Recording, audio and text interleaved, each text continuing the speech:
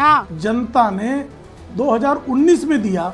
अब हम उम्मीद कर रहे कि हम 300 सीटों पर 50% से अधिक वोट पाएंगे और 370 सीटें जो हैं भारतीय जनता पार्टी अकेले जीतेगी और 400 सीटें राष्ट्रीय जनतांत्रिक गठबंधन के घटक दलों के साथ जीतेगी। इसीलिए तो हम जो बातें कर रहे हैं दो वरिष्ठ पत्रकार यहाँ पर आए हैं की धरातल के अनुकूल कह रहे हैं। आपके दावे एक तरफ है और सच्चाई और ग्राउंड पर बातें एक तरफ है।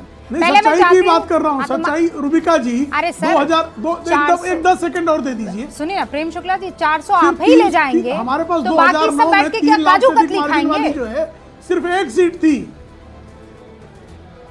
हाँ वही तो मैं बोल रही हूँ। काजू कतली खाने का अगर उनको जनता दे तो खा ले वो। अच्छा मनोज काका, जनता को देने का अधिकार है ना, जनादेश देगा कौन? मनोज काका जी जी जी जी रूबिका बताएं। आपने सुना ना, उन्होंने पूरा कैलकुलेटर अपने सामने खोल दिया है, आपके, मेरे, सतीश जी के, बाकी सारे मेहमानों के, और कहा है कि देखिए हमारे पास इतनी सीटें हैं, यहाँ से हम ये लेकर आएंगे, वहां से ये लेकर आएंगे, और साउथ हमारा द्वार है।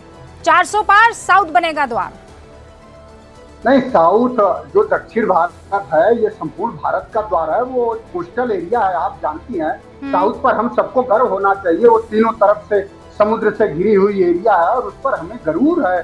साउथ और उत्तर पूर्व सब एक है, हम तो उसको मानते हैं। लेकिन वो एक जो बात है ना कि अपने चेहरे से जो जाहिर है उसे छुपाएं कैसे, तेरे मर्जी के मुताबिक नजर आए कैसे, और घर सजाने का तसव्वुर तो बहुत बात का है, पहले तो ये तय हो कि घर बचाएं कैसे। जिनको 150 सीटें नहीं मिलने जा रही, अब इनसे पूछ लीजिए केरल में इनकी कितनी सीटें आएंगी, आंध्रा में इनकी कितनी सीटें आएंगी? 0। तमिलनाडु में पिछली बार इनकी कई 129 सीटों में से इनकी सिर्फ वहां पर 29 सीट आई थी, उसमें सबसे इनका बेहतर जो प्रदर्शन था वो कर्नाटक में था, इनकी सरकार थी। अब तो वहां कुछ भी नहीं बचा है और इनके पास अब कहीं कुछ होने वाला नहीं था। कई राज्यों में जहां इनका वोट पहले 12% था, वहां अभी 11%, 10% से आ गया है। तो अब इनसे पूछिए कि केरल में कितनी सीटें आएंगी, तमिलनाडु में कितने आएगी, आंध्रा में कितनी आएगी, सब जगह 0 बटा सन्नाटा है। लेकिन ये कह रहे हैं कि दक्षिण भारत से अच्छा जीतेंगे, बिहार में कितना। अब आप इधर आ जाइए, पूर्वी भारत में आ जाइए, पूर्वी भारत में पूछिए बिहार में कितना जीतेंगे, पश्चिम बंगाल में कितना जीतेंगे, उत्तर प्रदेश में कितना जीतेंगे, हरियाणा में इनकी क्या स्थिति है। तो अपने मुंह से अगर आपको कहना है तो आप सीधे कह दो कि हम 545-45 जीत लेंगे। आपको अपने मुंह से ही। अब सवाल यह है कि 10 साल सरकार में रहे लोगों ने सवाल पूछा है कि आप कहाँ, आपकी क्या हैसियत है, आपकी कोई जवाबदेही है कि नहीं। हाँ। लोगों ने प्रधानमंत्री जी से, आपने तो बात कहा, मैं खत्म कर, प्रधानमंत्री जी के प्रति पूरे देश की गरिमा, और वो प्रधानमंत्री सिर्फ पक्ष के ही नहीं विपक्ष के भी है, हम सभी के हैं। लेकिन उसको बनाए रखना, उसको बचाए रखना हम सबकी जिम्मेदारी है, उनके गरिमा की। और प्रधानमंत्री जी को भी मैं समझता हूं कि इस तरह के शब्दों से तो परहेज करना चाहिए कि मैं तो कपड़े देख के लोगों को पहचान लेता हूं, नहीं बोलना चाहिए उनको। निश्चित रूप से वो हम सबके प्रधानमंत्री और हर उठते गंभीर सवालों को उनको चिंता जाहिर करनी चाहिए। चुनाव के बाद उनको जवाबदेही उनकी होनी चाहिए कि इस देश में, जिसके लोकमत में, जिसके जनतंत्र में आपने चिल्ला चिल्ला के कहा कि 2 करोड़ रोजगार हम हर साल देंगे, आपने कहा इन देश के नौजवानों से आपने वादा करा, और आपने अपने सदन में 9 साल के बाद कहा कि मात्र 7,21,000 दे पाए। आपने कहा साहब कि इस देश के किसानों की आय 2 गुना करेंगे, उसके प्रति आपकी कहीं भी कोई प्रतिबद्धता नहीं दिखी। और इस देश में माताओं बहनों की क्या हालत है। आपने रुपए पर कहा, नरेंद्र मोदी जी, माननीय प्रधानमंत्री जी, आपने कहा कि जब रुपए की साख गिरती है तो पूरे देश की साख गिरती है। आज रुपया कहाँ खड़ा है?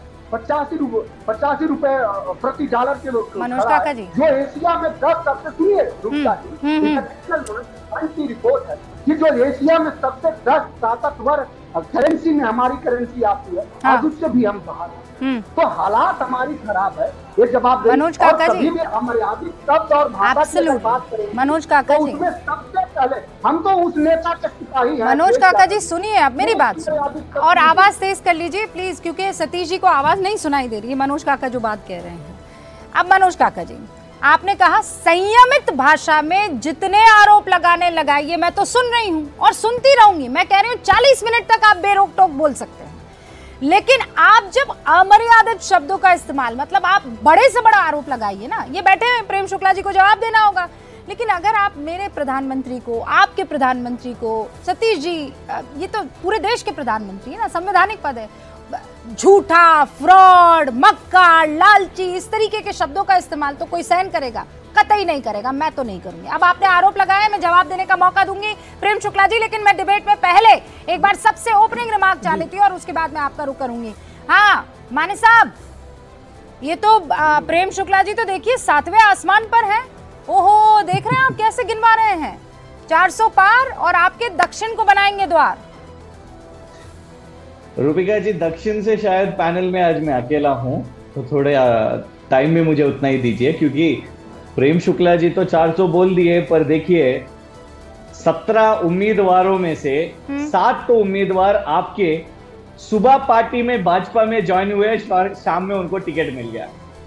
4 तो हमारे सिटिंग एमपी थे, 2 हमारे विधायक थे, 1 तो कांग्रेस का था।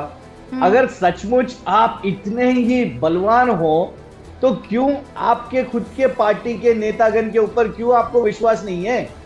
क्यों आपको बीआरएस से या क्यों आपको कांग्रेस से चाहिए उम्मीदवार? इसी से समझ में आता है कि भाजपा के पास उम्मीदवार नहीं है। सच नहीं है क्या शुक्ला जी? नागर कर्नूल के कौन है, जहीराबाद के कौन है, बताइए। हमारे ही तो सांसद थे वो। और आपने बताया कि 2019 में आपने 4 सांसद जीता, खुश है। पर वो 4 में से 3 महीने पहले जब असेंबली के चुनाव थे, 3 के 3 तो हार गए ना। बंडी संजय जी हार गए, आपके नेशनल जनरल सेक्रेटरी है बंडी संजय जी, हार गए चुनाव। धर्मपुरी अरविंद जी आपके सांसद थे, वो भी असेंबली इलेक्शंस में हार गए। देखिए, हम एक कहना चाहते हैं, रूपिका जी आपने बताया स्टार्टिंग में कि केसीआर जी बीमार है। केसीआर जी बीमार नहीं है, उनको चोट हुई थी, पर कल किसानों के लिए केसीआर जी बाहर आए, क्योंकि यहाँ पे जो कांग्रेस सरकार है रेवंत रेड्डी जी की 3 महीने से पानी नहीं छोड़ रही है। कल केसीआर जी बाहर आए, आज सुबह कांग्रेस सरकार ने पानी छोड़ा। ये असर है केसीआर का।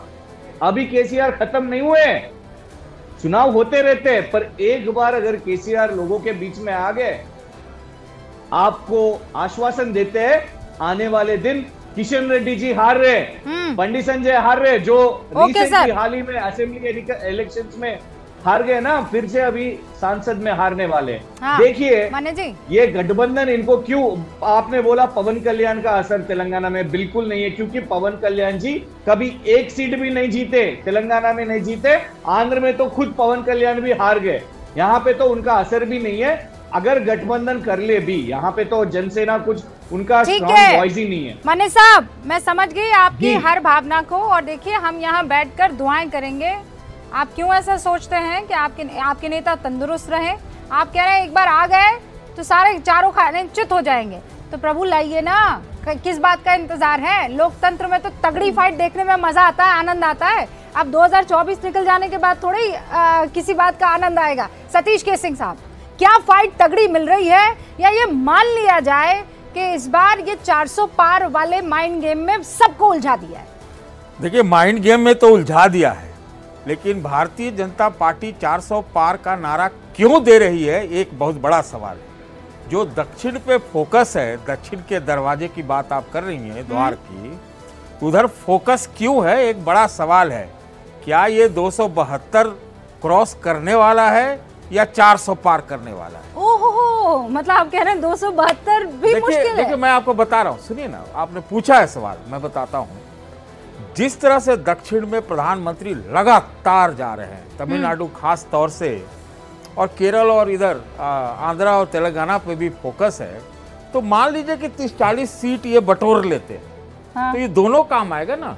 एक तरफ वो 400 का जो इनका नारा है, और नहीं अगर कोई डेफिसिट हो गया तो भी, क्योंकि देखिए जिस तरह के मुद्दे लाए जा रहे हैं, अब कच्छा तीबू का मुद्दा आ गया, फिर आप देखिए वो कैसे कैसे उम्मीदवार खड़े, अन्नामलाई कोयम्बटूर से, सुरेंद्रन वहाँ वायनाड से, जेडीएस को यहाँ मिला लिया, टीडीपी को वहाँ मिला लिया, और कहते तो लोग ये भी है विपक्ष वाले कि AIMIM और BRS भी मिला जुला के सैटेलाइट पार्टी में आती है। तो इन्होंने जो संरचना की है, जो बिसात बिछाए, वो तो किया है, लेकिन मैं ये बार बार कहता हूँ, ये दक्षिण में इतने बड़े स्तर पर भारतीय जनता पार्टी का मैं पहला प्रयोग देख रहा हूँ लेकिन मेरे मन में अभी भी संशय है हाँ। कि क्या भारतीय जनता पार्टी के पास दक्षिण का लिंगुआ फ्रैंका है? सीधा सवाल है प्रेम शुक्ला जी, उसका जवाब दे उससे पहले दो और मेहमान क्विकली आप अपना ओपनिंग रिमार्क दे दीजिए। क्या अभी कहा 272 या 400 पार, ये या तो इस साइड है या इस साइड है? अभिषेक झा साहब, कहीं ऐसा तो नहीं है नर्वसनेस के चक्कर में ये बिल्कुल वो संजू वाला मामला है कि आप बताओ मत आप कितने कमजोर हो, बस ये दिखाते रहो कि मैं सबसे ज्यादा शक्तिशाली हूँ, ताकतवर हूँ? Rubika ji, action speak better than words. और जब हम चुनाव में होते हैं, राजनीतिक और सार्वजनिक क्षेत्र में होते हैं, तो जनता की ताकत सबसे बड़ी होती है। जनता जिनको आशीर्वाद देती है, मैंडेट देती है, वही सत्ता के शिखर तक पहुंच पाते हैं। अभी जिन प्रदेशों में चुनाव हुए वहां भी आपने नतीजे देखे किस तरह से कांग्रेस पार्टी को लगातार जो जहां पे सत्ता में थे ये लोग वहां हारना पड़ता है। और वो कहते हैं ना कि आधी लड़ाई तो मनोबल से जीत ली जाती है। चुनाव में भी जनता उन नेता को पसंद करती है जिनके मनोबल में ताकत होती है, जिनके अंदर क्षमता दिखती है। वैसे नेताओं को जनता नकार देती है जो दिशाहीन चलते हैं, बातें करते हैं, मुद्दा विहीन रहते हैं और उनको ये नहीं पता होता है कि किनको साथ लेकर कैसे चलना है, क्या करना है, कोई स्ट्रैटेजी उनके पास नहीं होती है। ऐसे नेताओं को जनता हमेशा से नकारते आई है। अब प्रधानमंत्री जी के नेतृत्व में एनडीए का जो कुनबा है लगातार बढ़ता चला जा रहा है, मजबूत भी होता चला जा रहा है। विभिन्न प्रदेशों में भी आप देख रहे हैं कि इनके साथ के घटक दल इनका साथ छोड़ छोड़कर लगातार एनडीए में शामिल होते चले जा रहे हैं। तो ये जो नारा दिया गया है 400 पार, इस नारे से आपत्ति क्या है भाई? इस बहस में क्यों पड़े हैं कि भाई 400 हम पार करेंगे या नहीं? आप तो कोई नारा दीजिए, अपने विषय में आप तो बताइए, अपना लक्ष्य तो बताइए। ओके ठीक है, अपना लक्ष्य मैं ब्रेक ले रही हूँ, लेकिन उससे पहले एक ओपनिंग रिमार्क जल्दी से मैं चाहती हूँ डॉक्टर हर्षवर्धन आप दे दीजिए। नहीं रूबिका, मुझे लगता है कि किसी भी पार्टी को ये अधिकार है कि वो अपने बारे में कितना भी अच्छा से अच्छा प्रस्तुत करे, और यही तो राजनीतिक दल को कम से कम अपने लिए तो अच्छा बोलना चाहिए। मैं ये कह रहा हूं कि चुनाव में पहले चरण के नामांकन का समय समाप्त हो गया। क्या आपको विपक्षी गठजोड़ की तरफ से मैं ये चुनौती दे रहा हूं रूबिका जी, किसी नेता ने आज तक ये कहा हो कि हम 272 पार कर रहे हैं? कोई एक नेता ऐसा दिखा आपको? नहीं दिखा। यहां तक कि कल जो रैली भी थी उसमें भी कोई बात नहीं हो पाई, भैया हमारा खाता खोल दो, भैया हमको जरा लड़ने दो, हमारे नेता जेल में चले जा रहे हैं, अंपायर बिक गया तो खिलाड़ी बिक गया तो खरीद लिया गया। और जब आप कहते हैं कि भारतीय जनता पार्टी को दक्षिण से कुछ नहीं मिलेगा, सही बात है। मैं आज भी मानता हूं आंध्र प्रदेश में एक भी सीट जीत जाए तो चमत्कार होगा।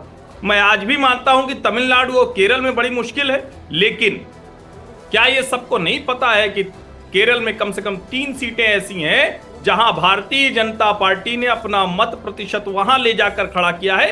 एक झटका लगा और वो जिसको कहते हैं ना कि विनिंग वाले पाले में जाकर खड़ी हो जाएगी। क्या ये देखा नहीं लोगों ने? क्या कन्याकुमारी जैसी सीट पर जहां कांग्रेस की 3 बार की विधायक विजयधारिणी चली आती है भारतीय जनता पार्टी में, क्या ये लोगों ने देखा नहीं कि दूसरी पार्टियों के बड़े नेता, और बड़ी अच्छी बात कही, वो शायद बीआरएस के जो मित्र उन्होंने अच्छी बात कही कि भारतीय जनता पार्टी कमजोर है इसीलिए तो हमारे यहां से। सच बात है, भाजपा के पास सेंटिमेंट होने के बावजूद साउथ में अच्छे नेता नहीं है, यानी वहां की भाषा बोलने वाले। जो सतीश जी कह रहे बातचीत हो पाएगी क्या?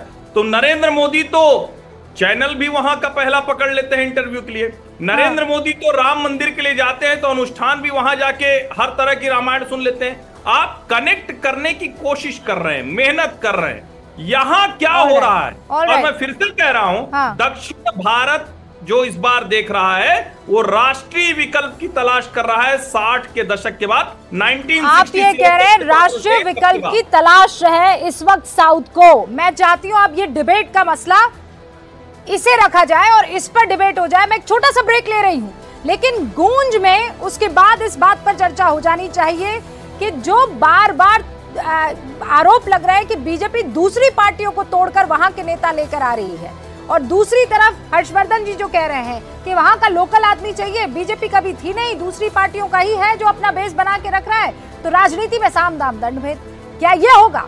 हम इसी पर करेंगे चर्चा एक छोटे से ब्रेक के बाद।